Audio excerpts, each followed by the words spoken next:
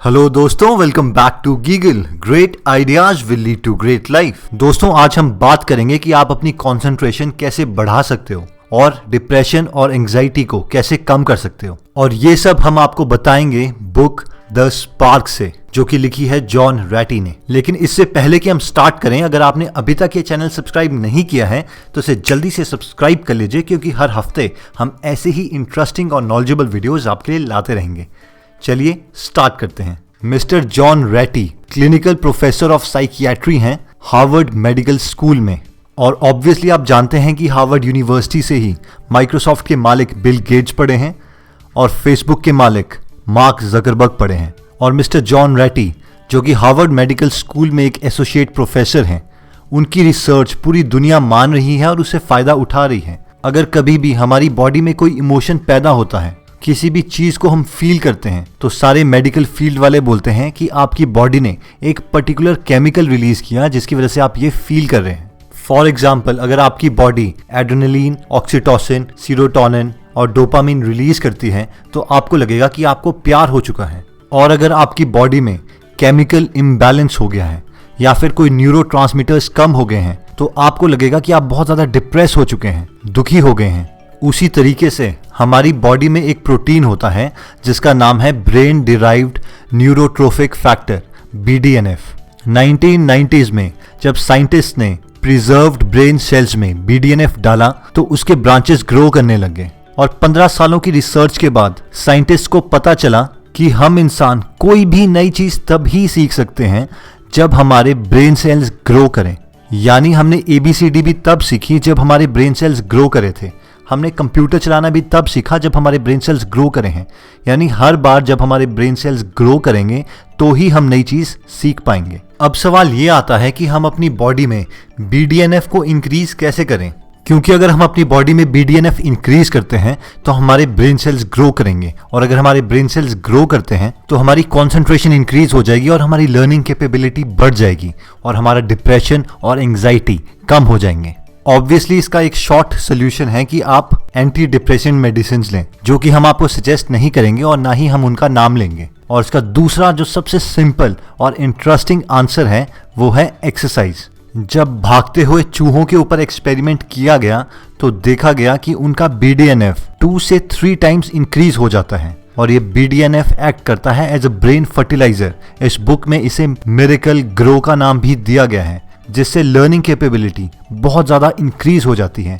और ये anti depressant का भी काम करता है और बहुत सारी मेडिसिन में ये BDNF ही होता है। ये सब स्टार्ट हुआ जब जॉन रैटी, इस बुक के ऑथर, ने बॉस्टन में स्टे किया। उस वक्त बॉस्टन में मैराथन चल रहा था और कुछ लोग उस रनिंग में हिस्सा नहीं ले पा रहे थे अपनी इंजरीज के कारण। अब हुआ ये कि वो सारे के सारे मैराथन रनर जो उस रनिंग में हिस्सा नहीं ले पाए, सब में सेम सिम्टम्स आने लगे, जैसे कि बहुत ज़्यादा डिप्रेस हो जाना, किसी चीज़ पे कंसंट्रेट ना कर पाना।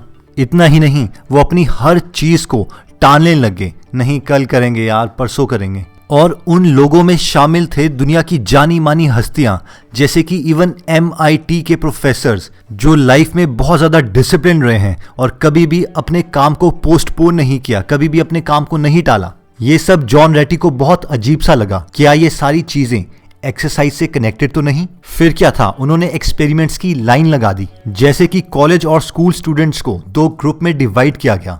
पहले ग्रुप को बोला गया कि आपको क्लास लगाने से पहले एक्सरसाइज करनी है, जबकि दूसरे ग्रुप को बोला गया कि आप क्लास लगाने से पहले सो के आएंगे। और बाद में इन दोनों ग्रुप के रिजल्ट्स कंपेयर किए गए, तो जो ग्रुप A था उसके रिजल्ट्स ग्रुप B के कंपैरेटिवली बहुत ज्यादा अच्छे थे। और ये एक बार नहीं, बार बार प्रूव किया गया कि एक्सरसाइज से आपका BDNF इंक्रीज होता है और उस BDNF से आपके सेल ग्रो करते हैं, जिससे कंसंट्रेशन इंप्रूव होती है और ये एंटी डिप्रेसेंट का भी काम करता है। यानी आपका डिप्रेशन भी बहुत कम हो जाता है।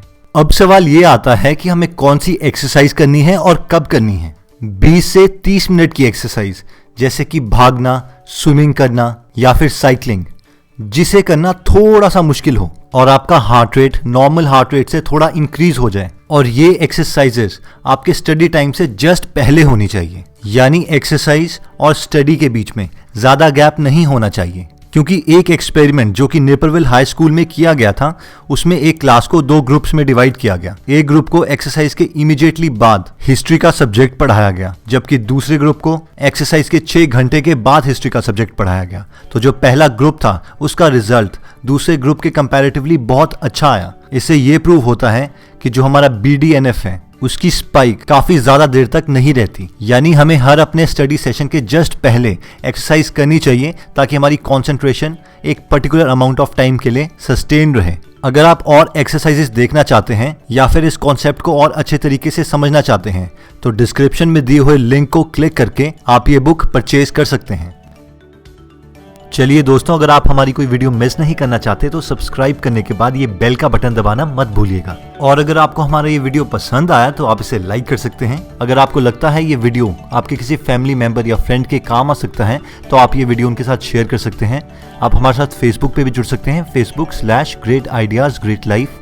डिस्क्रिप्शन में दिए हुए लिंक को क्लिक करके आप हमारा फेसबुक ग्रुप भी ज्वाइन कर सकते हैं। उस फेसबुक ग्रुप में आप हमारे साथ अपनी प्रॉब्लम शेयर कर सकते हैं और सारे के सारे गीगलर्स पूरी कोशिश करेंगे कि आपकी प्रॉब्लम सॉल्व कर दें, और उस फेसबुक ग्रुप में हम भी आपको मिलेंगे। चलिए गीगलर्स, नेक्स्ट वीडियो में हम आपको जल्दी ही मिलेंगे। धन्यवाद।